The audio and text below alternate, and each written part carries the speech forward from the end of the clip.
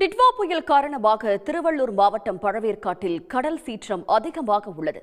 இதனால் கடந்த 2 நாட்களாக இப்பகுதியில் உள்ள 50க்கும் மேற்பட்ட கிராமங்களைச் சேர்ந்த மீனவர்கள் மீன்பிடிக்க கடலுக்கு செல்லவில்லை. இது தொடர்பான விவரங்களை தருகிறார் செய்தியாளர் கார்த்திக். டிட்வா புயலின் காரணமாக கடந்த 2 தினங்களுக்கு மேலாக தமிழகத்தில் பல்வேறு பகுதிகளிலும் கடலோர பகுதிகளில் கனமழையான மற்றும் மிக கனமழையானது பெய்து வருகிறது. தற்போது நாம் நின்று கொண்டிருக்கக்கூடிய பகுதி பார்த்தீங்கன்னா சென்னை எடுத்திருக்கக்கூடிய பழவேற்காடு பகுதி. இந்த பழவேற்காடு பகுதியில் பார்த்தீங்கன்னா கோரக்குப்பம் உள்ளிட்ட 50க்கும் மேற்பட்ட கிராமங்கள் மீனவ கிராமங்களானது இருக்கின்றது.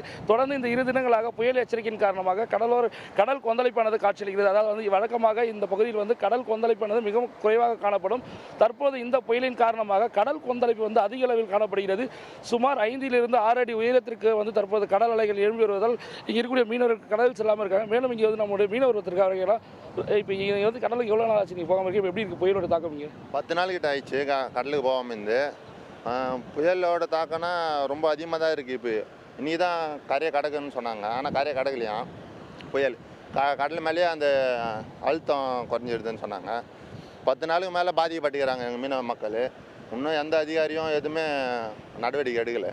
இப்போ 10 நாட்களாக மீனவர் நீங்கள் கடலுக்கு போகலன்றீங்க. இப்போ உங்களோட வாழ்வாதாரம் எந்த அளவுக்கு பாதிக்கப்பட்டிருக்கு? உங்களுக்கு என்ன மாதிரி? இப்போ சாப்பாட்டுக்கே எங்களுக்கு கஷ்டம் தான். நாங்கள் டெய்லியும் தொழிலுக்கு போனால் மட்டும்தான் எங்களுக்கு சாப்பாடு எல்லாம் இதுவும் தேவைப்படும். ஆனால் இப்போது 10 நாள் வேலைக்கே போகாமல் மீன் பிடிக்க எதுக்கும் போகிறதில்ல.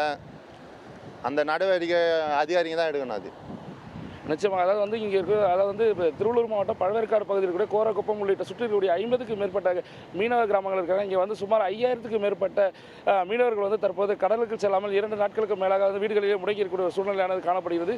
மேலும் 10,000த்துக்கு அதிகமாக இருக்கக்கூடிய படகுகளை மீனவ மக்கள் பாதுகாப்பான இடங்களுக்கு எடுத்து வைக்கப்பட்டிருக்காங்க. மேலும் தொடர்ந்து இந்த பகுதியில் காலை முதலிருந்து மழை சற்று குறைந்திருந்தாலும் காற்றின் தாக்கம் அதிகரித்து காணப்படுகிறது. அதே போன்று கடல் சீற்றமும் அதிக அளவில் காணப்படுகிறது.